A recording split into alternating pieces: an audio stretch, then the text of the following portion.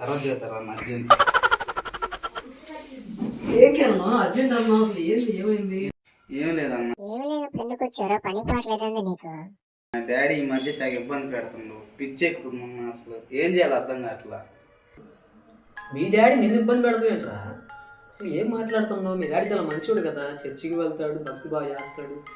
ఆయన ఇబ్బంది పెడతా అన్నావేంట్రా? ఏమైందిరా నీకు అసలుకి? A few moments later. చర్చికి వెళ్ళి మంచోడైతే అయ్యాడన్నా, నన్ను ఎందుకన్నా టార్చర్ చేయటం.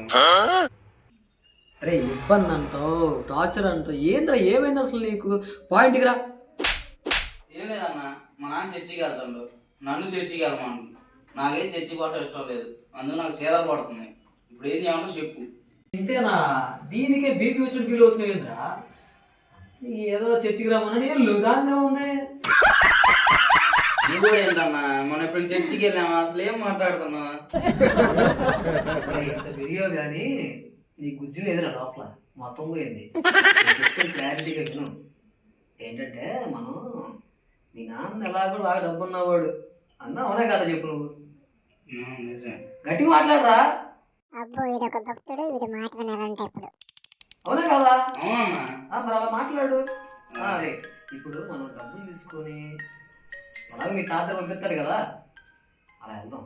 మా నాన్న నన్ను మా తాతగాడికి పంపిస్తున్నాడు, నీకేడ తెలుసు? అంటే మీరు ముందే మాట్లాడుకున్నారా? ఇప్పుడు ఏం చెయ్యాలి? వీడు మొత్తం పసిగట్టినట్టున్నాడే. ఇదైతే నిజం చెప్పేద్దాం. అరే అలాంటిది ఏమి లేదు కేరళ.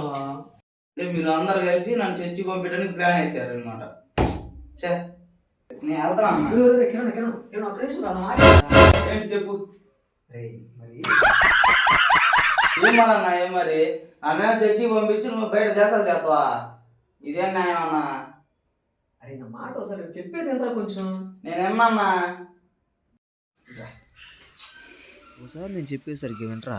కొంచెం కూర్చోరా కూర్చో. ఇంత తొందరపడుకో, చెప్పేది కొంచెం. వాస్తవానికి మీ నాన్నగారు నాకు ఒక విషయం చెప్పారు. మీ తాతగారి గురించి కొన్ని మంచి మాటలు చెప్పారు. మొదట్లో నేను కూడా అంగీకరించలా, కానీ ఆయన చెప్తూ ఉన్నప్పుడు ఎందుకో నాకు కూడా కళ్ళలో నీళ్ళు తిరిగిపోయింది. ఆయన ఏం చెప్పాడు, నువ్వేమన్నావు, నీకేం అర్థమైంది? ఇప్పుడు మీరందరూ కలిసి నన్ను మారడానికి ట్రై చేస్తున్నారా? వాస్తవానికి ఆ రోజు నాకు కూడా ఇలాగే అనిపించిందిరా, కానీ మీ నాన్నగారు బాగా చూస్తే ఆ రోజు నాకు అర్థమైంది. ఎంతకాలం మనం ఇలాగే ఉంటాం చెప్పురా? మనం కూడా మారాలి కదా. ఎందుకో నాకు మారాలనిపించింది, నీకు మారాలని లేకపోతే నేను కూడా చేసేది లేదు. కానీ మీ నాన్నగారిని గౌరవిస్తావో లేదా మీ నాన్నగారిని పాడు చేసుకొని వదిలేసుకుంటావో అది నీ ఇష్టం. మీ తాతగారి వయసు కూడా చాలా ఎక్కువైపోయింది, ఎప్పుడు చనిపోతారో తెలియదు. మీ నాన్నగారు ఆయనకు ఉన్నటువంటి ఒకే ఒక కోరిక ఏంటంటే నిన్ను మార్చాలనేటువంటి ఉద్దేశం, మతం కాదు రే. వాస్తవానికి నాకు మారాలనే ఉందన్న, వాళ్ళలాగా మనం భర్తీ చేయలేం కదా. అంటే వాళ్ళలాగా కరెక్ట్గా ఉండలేదని నీ ఉద్దేశం? అంతేగా మరి. దాంట్లో ఉంది కిరణ్, మీ నాన్న ఉన్నాడు, మీ తాతయ్య ఉన్నాడు, భక్తి చేసిన వాళ్ళే కదా. మనకి భక్తి రాదు ఓకే, కానీ వాళ్ళు కరెక్ట్గా ఉన్నారంటే వాళ్ళు మనకు నేర్పించగలరు కదా. అంతేనా? మనకు నేర్పించగలరు. మనం రోజు లేదు మనం కూడా నేర్చుకోవచ్చు. నువ్వు చెప్పు, ఒకప్పుడు మన లోకం ఉన్నప్పుడు బాగా తాగావా, తిరిగావా, తందనాలు వేసావా లేదా? సిగరెట్ కూడా లాక్కొని తాక్కుంటాం ఇద్దరు కలిసి. మరి ఇన్ని చేసిన వాళ్ళు మనం భక్తి చేయలేము. సెట్ అవుతుందంటావా? 100% సెట్ అయ్యేది కిరణం, ఏమంటావు? అయితే పా మరి.